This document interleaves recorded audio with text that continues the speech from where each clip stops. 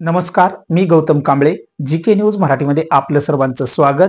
तुम्ही पाहत आहात महाराष्ट्राच्या कुशीतलं जीके न्यूज मराठी. आता बातमी आहे रानडुकराने शेतकऱ्यावर हल्ला केल्याने शेतकऱ्याचा मृत्यू झाल्याची. पाहूया सविस्तर. पिकाचे रक्षण करण्यासाठी गेलेल्या शेतकऱ्यावर 2 रानडुकरांनी हल्ला केला.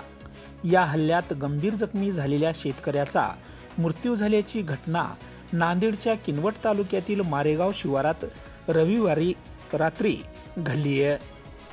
सध्या रबीचा हंगाम अंतिम टप्प्यात असताना शिवारात रात्रीच्या वेळी रानडुक्कर तसेच अस्वल आणि दिवसा वानरांचा उच्चाद वाढला आहे.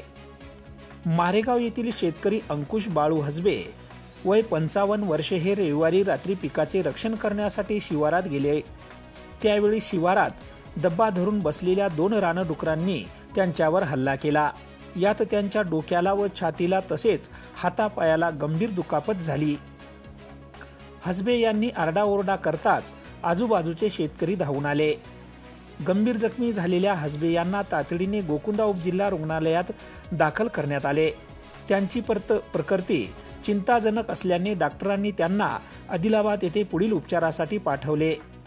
तपासाअंती त्यांना मृत घोषित केले. अंत्यविधी मारेगाव शेतकऱ्यांच्या गावी पार पडला.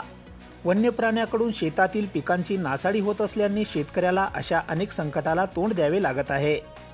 देखरेखीसाठी त्यांना शेतात थांबावे लागते, त्यामुळे अशा घटना घडत आहेत.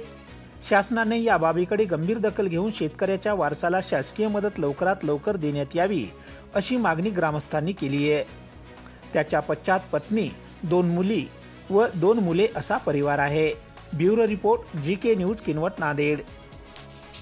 तुम्ही पाहत आहात महाराष्ट्राच्या कुशीतलं जीके न्यूज मराठी. सात जनतेची, भूमी महाराष्ट्राची.